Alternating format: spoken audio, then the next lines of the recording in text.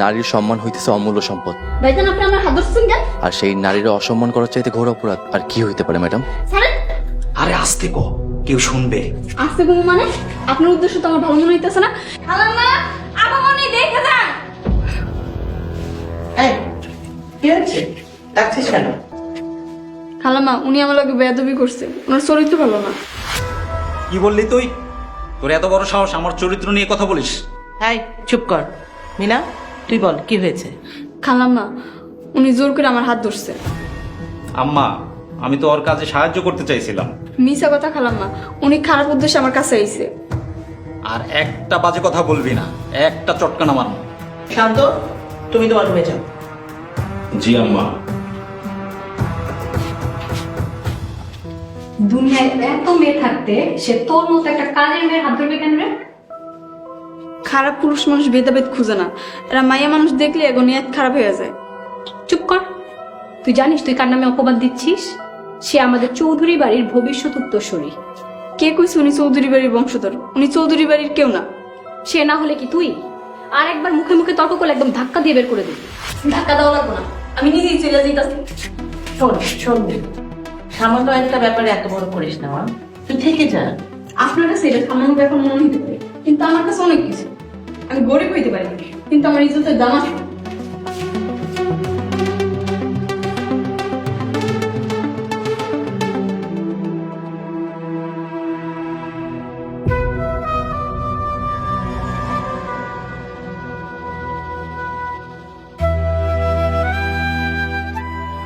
কিরে Mina, bag tag নিয়ে কই যাস? আর তোর চোখে পানি কেন?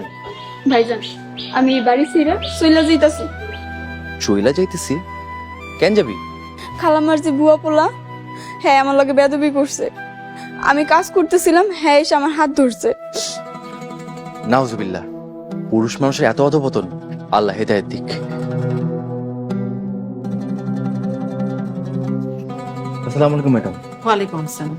সালাম, দেখো না সামান্য একটা ব্যাপার নিয়েও রাগ করে চলে যাচ্ছে বাড়ি থেকে। ম্যাডাম, এটার আপনি সামান্য বিষয় কইতেছেন? নারীর সম্মান হইতেছে অমূল্য সম্পদ, আর সেই নারীর অসম্মান করার চাইতে ঘোর অপরাধ আর কি হইতে পারে ম্যাডাম? সালাম ভাই, আমি চলে যাই, আমার জন্য দোয়া করবেন। আসসালামু আলাইকুম।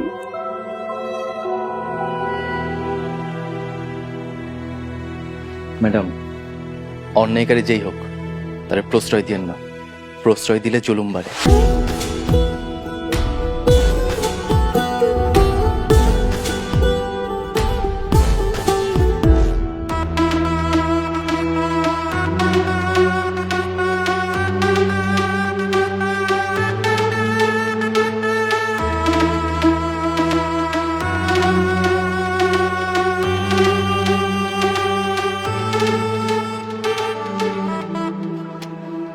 ধরো মিয়া, এটা তুমি কি কাম করলা?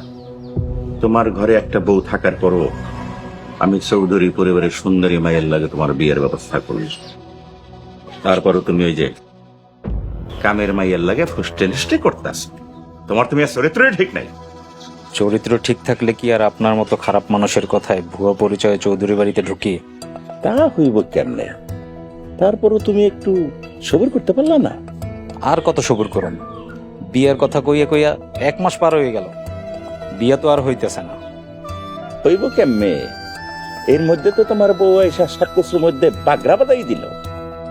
আমি যে এই গ্রামে আছি আমার বউ কেমনে জানলো আমি নিজেই জানি না। তুমি জানবা কেমনে? তুমি তো দেখছি কোনো খবরই রাখো না। শোনো মিয়া, তোমার বউরে আমি ভয় দেখাইয়া গ্রাম ছাড়া করছি।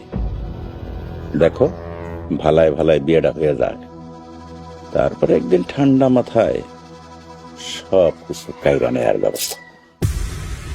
আমার কিন্তু চৌধুরী বাড়ির মাইয়ারই লাগবো।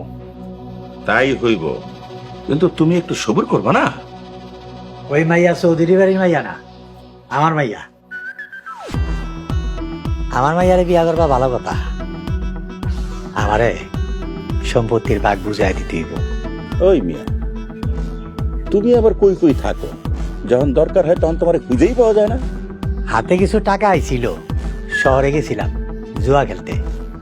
সব খবিসের দল নিয়ে পড়ছি আমি। আমার কাছে আহে যত সব ভেজাইলা মানুষ। আপনিও কিন্তু কম জান না চেয়ারম্যান সাহেব। ওলার সামনে মুখ খুলবো নাকি? আর মুখ খুলতে হইব না। আমি যে অপকর্ম করি সব আমার পোলায় জানে।